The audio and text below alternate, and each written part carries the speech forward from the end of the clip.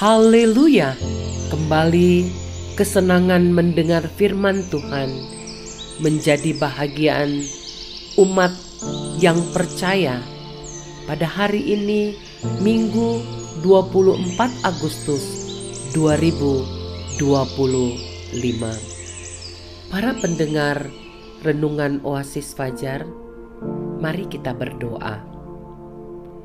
Ajaran-ajaran-Mu kepada umat-umat-Mu yang percaya membuat kami semua memiliki kehidupan yang seturut dengan kehendak-Mu. Inilah yang menjadikan kami menanti-nantikan Engkau berbicara bagi kami. Dalam nama Yesus kami berdoa. Amin. Pembacaan firman Tuhan terdapat dalam kitab Zakaria 6 ayat 1 hingga 4 dengan judul perikop penglihatan ke-8, 4 kereta. Aku melayangkan mataku pula, maka aku melihat tampak keluar 4 kereta dari antara 2 gunung. Adapun gunung-gunung itu adalah gunung-gunung tembaga.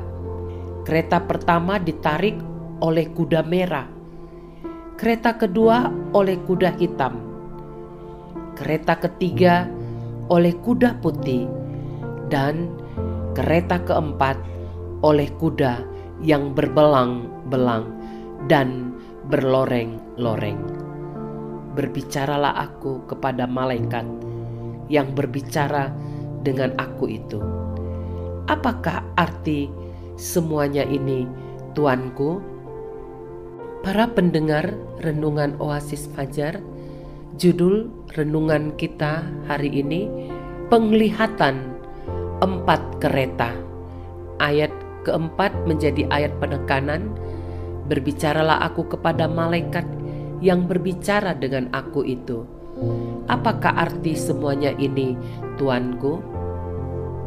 Saudaraku, banyak penafsir tentang 4 kereta yang tercantum dalam Zakaria pasal 6 ini, walaupun ada perbedaan, tetapi semuanya mengarah pada satu kesimpulan, yaitu hukuman Tuhan atas kejahatan manusia.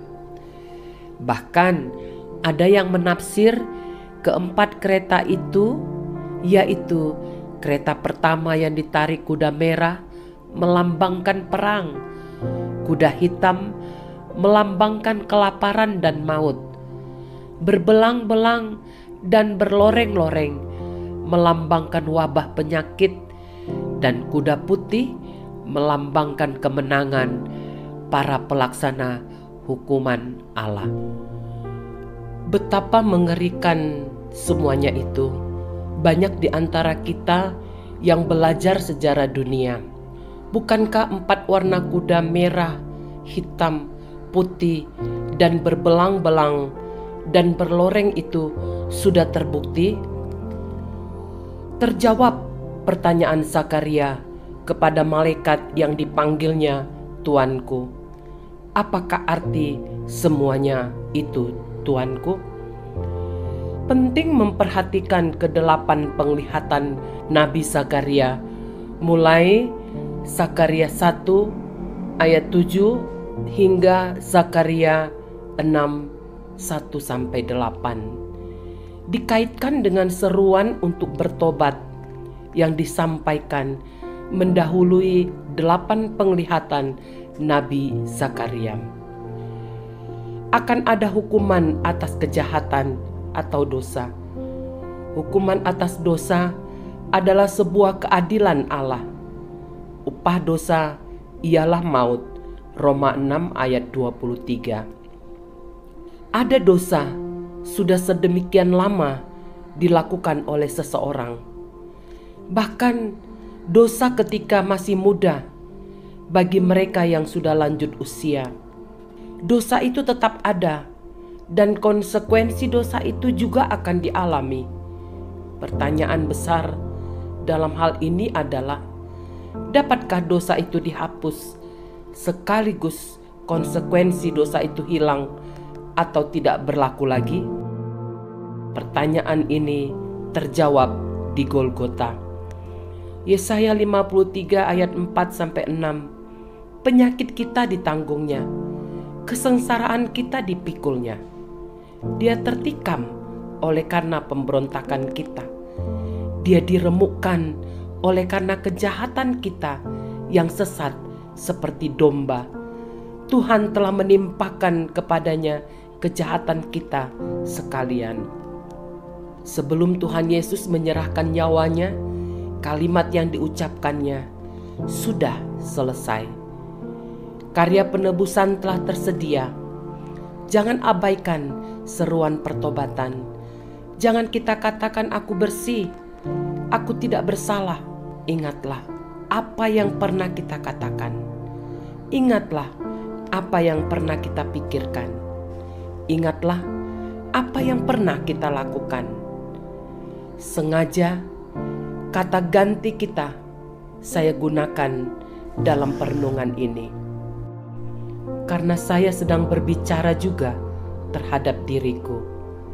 Sama-sama kita butuh pengampunan dari Tuhan yang begitu mengasihi kita. Yohanes 1 ayat 29. Lihatlah anak domba Allah yang menghapus dosa dunia. Mungkin sekarang kita sudah baik, sudah rohani, bahkan sebagian sudah menjadi rohaniawan. Pertahankanlah, jaga terus rohani kita. Penegasan, marilah baiklah kita berperkara firman Tuhan.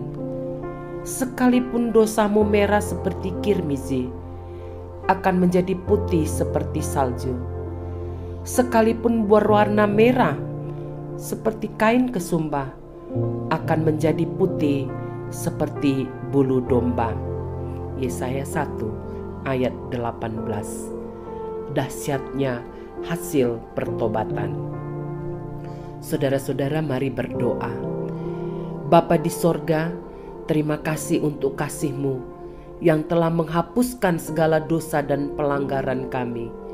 Ajar kami senantiasa untuk melakukan firman-Mu. Dalam nama Tuhan Yesus. Amin.